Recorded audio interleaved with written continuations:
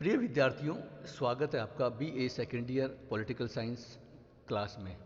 Political science विषय का जो आपका सेकंड पेपर है, भारतीय राजनीति व्यवस्था, इसके फिफ्थ चैप्टर पर संघीय व्यवस्था एवं केंद्र राज्य संबंध, संघ राज्य संबंध, इस पर हम डिस्कस कर रहे हैं। संघ राज्य संबंधों पर हमने काफ़ी डिटेल से विद्यार्थियों डिस्कस किया है और संघ राज्य जो संबंधों पर भी हमने 3 बिंदुओं में डिवाइड करके विधायी संबंध, प्रशासनिक संबंध, वित्तीय संबंधों की हमने बहुत डिटेल से चर्चा पिछले कुछ वीडियो के माध्यम से करी है। आज एक बहुत महत्वपूर्ण टॉपिक पर विद्यार्थियों हम चर्चा करेंगे और ये अक्सर परीक्षा में प्रश्न पूछा भी जाता है कि केंद्र और राज्यों के मध्य, ठीक है, एक संबंध स्थापित किया गया है, पूरा संविधान में उसको पूरा बताया गया है, समझाया गया, एक संघीय व्यवस्था का मॉडल है। लेकिन केंद्र और राज्यों के बीच बहुत सारे विवाद, कुछ वित्तीय विवाद तो हमने पिछले वीडियो में जिक्र किए थे जब हमने वित्तीय संबंधों की बात करी।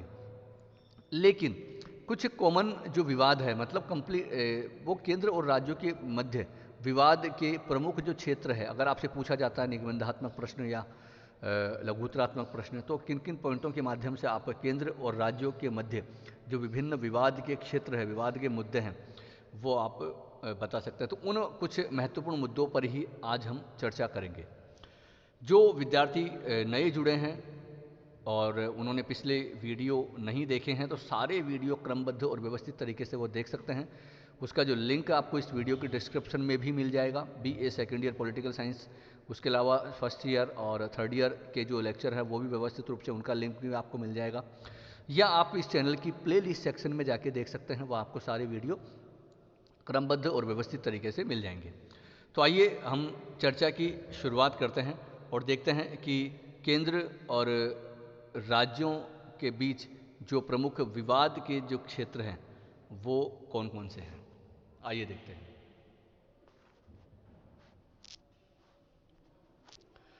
विद्यार्थियों, सामने ये कुछ पॉइंट आप देख पा रहे हैं। इन सारे पॉइंटों के माध्यम से हम केंद्र और राज्य संबंधों के बीच कुछ विवाद के क्षेत्र है उनको हम समझा सकते हैं। बहुत डिटेल में हम यहाँ जिक्र नहीं करेंगे, बहुत डिटेल में आपको ज़रूरत भी नहीं है।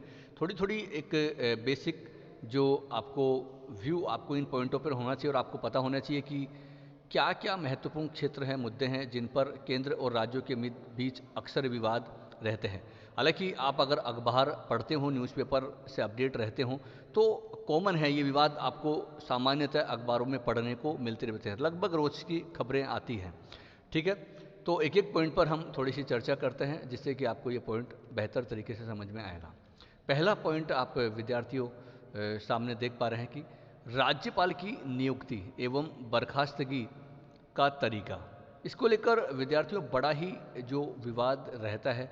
और सामान्यतः ये विवाद तब ज़्यादा रहता है जब केंद्र में एक अलग पार्टी की सरकार हो और राज्य में अलग पार्टी की सरकार हो। जैसे हाल ही में आपने पश्चिम बंगाल का उदाहरण सुना होगा, किस प्रकार वहाँ जो ममता बनर्जी की सरकार है और जो राज्यपाल हैं, ठीक है, तो उनके बीच एक विवाद रहा है और एक आरोप लगाया जाता है राज्य के द्वारा, वहाँ के तत्कालीन जो वहाँ के मुख्यमंत्री के द्वारा, कि हमारे साथ सही बिहेव नहीं है, मतलब वो, क्योंकि हालांकि खैर संविधान ने ही एक राज्यपाल का पद है वो केंद्र के एजेंट के रूप में भी उसको निर्धारित किया है।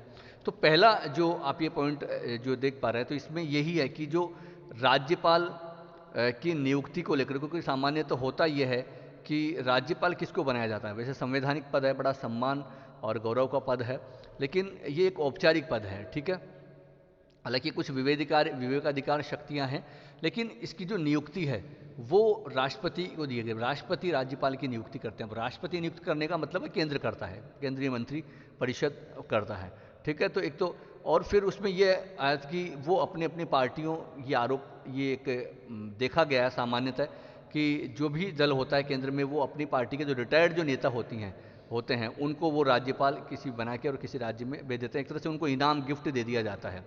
तो ये एक उस गरिमामय पद के खिलाफ माना जाता है। कई आयोग, कई सरकारी आयोग ने भी इसको लेकर सिफारिश दी। उससे पहले भी कई केंद्र राज्य संबंध को लेकर कई आयोग रहे हैं, पुंछी आयोग भी है, तो इसको लेकर काफ़ी सुझाव भी दिए हैं, उन सुझावों को फॉलो किया जाना चाहिए। ठीक है, तो एक तो ये विवाद और उसको बर्खास्त किया जाता है। सामान्य तो होता क्या है, जैसे मान लीजिए कोई अलग पार्टी के जो राज्यपाल पहले से लगे हुए होते हैं, तो नई पार्टी की अगर सरकार आती है तो वो उन राज्यों से उन राज्यपालों को बर्खास्त कर देती है, हटा देती है। तो एक बहुत गलत परंपरा है। तो एक तो इसको लेकर विवाद रहता है, ठीक है। दूसरा, राज्यपाल का पार्टीवादी एवं पक्षपातपूर्ण रवैया। राज्यपाल जब काम करते हैं, वैसे तो वो एक औपचारिक पद है और उनको एक स्वतंत्र निष्पक्ष तरीके से, संवैधानिक पद है तो उनको निष्पक्ष तरीके से काम करना चाहिए, लेकिन एक सामान्यतः आरोप लगाया जाता है कि राज्यपाल जिस पार्टी, वैसे राज्यपाल की कोई पार्टी नहीं होती, लेकिन सामान्यतः जैसे मैंने कहा, जब ऐसा होता है कि वो किसी न किसी पार्टी के नेता पहले रहते हैं, तो फिर वो अपनी उन मानसिकता से अलग नहीं हो पाते हैं और वो फिर एक पक्षपातपूर्ण रवैया, मतलब अगर मान लीजिए अगर गैर जो उनकी विचारधारा से अलग विचारधारा की पार्टी या दूसरी पार्टी की सरकार वहाँ है, तो फिर वो उनके साथ एक तरह से सही बर्ताव या सही उनके साथ तालमेल नहीं बिठा पाते हैं और एक पक्षपातपूर्ण रवैया वो अपनाते हैं। तो ये भी एक विवाद की स्थिति रहती है राज्यपाल के पद को लेकर। तीसरा जो पॉइंट आप देख पा रहे हैं कि राज्यों में राष्ट्रपति शासन लगाना। देखिए, किसी भी राज्य में राष्ट्रपति शासन लगाने का पावर आपको पता है कि आर्टिकल 356 के अंतर्गत है। राष्ट्रपति ये आपातकाल लगा सकते हैं अगर मान लीजिए किसी राज्य में संवैधानिक तंत्र विफल होने की सिफारिश वो राज्यपाल करते हैं। तो फिर तो ऐसे में ये एक सामान्यतः कई बार ऐसा देखा गया है कि जो केंद्र है इसका दुरुपयोग भी करती है अपने फायदे के लिए। तो इसको लेकर भी एक विवादास्पद स्थिति रही है। कई बार ये मामला कोर्ट में भी गया है। कोर्ट ने विशेषकर जो कई मामलों में अपने निर्णय भी दिए हैं कि इसका दुरुपयोग नहीं किया जाना चाहिए। लेकिन कुल मिलाकर एक विवादास्पद स्थिति आर्टिकल 356 जो राज्य में राष्ट्रपति शासन लगाने से संबंधित प्रावधान है, इसको लेकर भी विवाद रहे हैं, ठीक है। चौथा पॉइंट आप देख पा रहे हैं, राज्यों में कानून व्यवस्था के मसले पर राज्यों को केंद्रीय निर्देश। कई बार देखा गया है कि एक लॉ एंड ऑर्डर को लेकर जो केंद्र है वो राज्यों में हस्तक्षेप करता है, उनको विभिन्न प्रकार के आदेश निर्देश देता है। तो सामान्यतः राज्य कहते हैं कि लॉ एंड ऑर्डर का मामला ये हमारा है। जैसे अभी हाल ही में पश्चिम बंगाल में हुआ है कि वहाँ जो बीजेपी की पार्टी के कुछ नेताओं के खिलाफ वहाँ पर कई हमले हुए और तो उसको लेकर केंद्र ने फिर उनको नोटिस भी दिया और पूछा भाई आपके यहाँ लॉ एंड ऑर्डर की क्या स्थिति है। तो कई बार राज्य इसको लेकर आरोपित करते हैं कि इसका गलत तरीके से दुरुपयोग किया जाता है और बिना वजह हस्तक्षेप राज्यों के मामलों में किया जाता है। तो इसको लेकर भी विवाद रहता है, ठीक है। पांचवा पॉइंट आप देख पा रहे हैं, राज्य विधेयकों को राष्ट्रपति की स्वीकृति के लिए आरक्षित करना रखवाना, ठीक है। इसका मतलब यह है विद्यार्थियों कि आपको पता है कि राज्यों में जो भी विधेयक पर अंतिम साइन, मतलब कोई विधेयक कानून कब बनेगा, जब राज्यपाल के हस्ताक्षर होंगे। अब राज्यपाल के पास एक पावर है कि वो चाहे तो उसको हस्ताक्षर कर सकता है, चाहे उसको वापस लौटा सकता है, चाहे तो फिर वो राष्ट्रपति की अनुमति के लिए उसको केंद्र के पास भी भेज सकता है। तो सामान्य तो होता यह है कि जो राज्यपाल, और विशेषकर ये तब होता है जब अलग पार्टी की सरकार वहाँ हो और मान लीजिए अगर कोई विधेयक पास नहीं करवाना हो तो उसको एक राष्ट्रपति के पास वो भेज देते हैं राज्यपाल। तो इसको लेकर राज्यों की जो एक शक्ति है वो कहीं न कहीं कमज़ोर पड़ती है। तो राज्यों को आरोप भी लगाया था कि राष्ट्रपति की स्वीकृति के लिए वो आरक्षित रख देते हैं राज्यपाल, और ये कई बार इसका दुरुपयोग भी करते हैं। तो इसको लेकर भी केंद्र और राज्यों के बीच, क्योंकि वो केंद्र सरकार अगर चाहे तो वो अपने राज्यपाल, क्योंकि वो उनका एजेंट भी रहता है, उनके माध्यम से किसी भी विधेयक को राज्यों में रोक सकती है, वो उसको अपने यहाँ मंगवा सकती है। ये प्रावधान राज्यपाल के माध्यम से इस तरीके से है। तो इसको लेकर कई बार ये विवाद रहता है।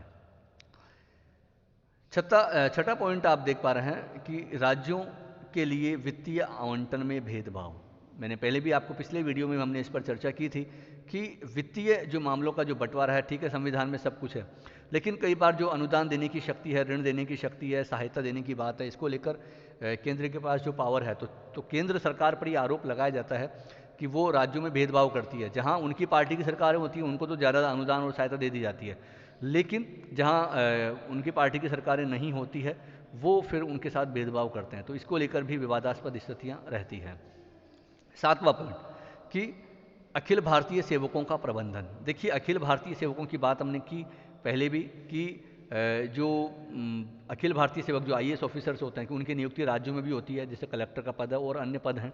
तो आरोप ये लगाता है राज्यों के द्वारा कि उनका जो प्रबंधन है, केंद्र अपने एक तरह से उनके माध्यम से हस्तक्षेप करने का वो प्रयास करती है। तो प्रबंधन का जो पावर है वो केंद्र के पास होता है, जबकि ऐसा नहीं होना चाहिए, वो राज्यों के पास ही होना चाहिए, क्योंकि राज्यों के द्वारा ही उनको तनख्वाह दी जाती है और वहीं काम करते हैं, तो वो राज्य के पास वो पावर होना चाहिए। लेकिन ऐसा होता नहीं है, तो इसको लेकर भी केंद्र और राज्यों के बीच विवाद रहता है। 8वां पॉइंट, मुख्यमंत्री के विरुद्ध जांच आयोग की नियुक्ति। देखिए, केंद्र के द्वारा किसी भी राज्य के मुख्यमंत्री के विरुद्ध अगर मान लीजिए कोई ऐसा मामला हो, भ्रष्टाचार का मामला हो या अन्य कोई मामला हो, तो एक जांच आयोग की नियुक्ति की जा सकती है राष्ट्रपति के द्वारा। तो लेकिन वही है कि इसको लेकर भी राज्यों के द्वारा ये आरोप लगाया जाता है, विवाद रहता है राज्यों और केंद्र के मध्य कि वो गलत तरीके से उस सरकार की बर्खास्त करने के लिए, उसको हटाने के लिए वो किसी मुख्यमंत्री के विरुद्ध एक जांच आयोग की नियुक्ति वो कर देते हैं। तो ऐसा खैर हालांकि कम होता है, लेकिन जब ऐसा हुआ है, ऐसे उदाहरण देखे गए हैं, तो ये भी एक केंद्र और राज्यों के बीच विवाद का मुद्दा है। 9वां पॉइंट, केंद्र और राज्यों के बीच वित्तीय हिस्सेदारी। देखिए, जो प्रावधान है, हमने बात करी थी पिछले वीडियो में वित्तीय जो बंटवारे को लेकर, जो बंटवारा किया गया है, उसमें ये राज्यों का आरोप रहता है राज्य और केंद्र के मध्य की जो बंटवारा जो किया गया है राजस्व का, वित्तीय स्रोतों का, वो केंद्र के पक्ष में ज़्यादा है, केंद्र को ज़्यादा सशक्त बनाया गया है, उनको ज़्यादा इनकम सोर्स उनके हैं, जबकि राज्यों की कम है और राज्यों की पूरी निर्भरता रखी गई है केंद्र पर। तो इसको लेकर भी दोनों के बीच विवाद रहता है। राज्य कहते हैं कि राज्यों को ज़्यादा सशक्त, ज़्यादा मामले वित्तीय क्षेत्राधिकार दिए जाने चाहिए, जिससे उनके पास इनकम हो और राज्यों की केंद्र पर निर्भरता खत्म हो या कम हो। ठीक है।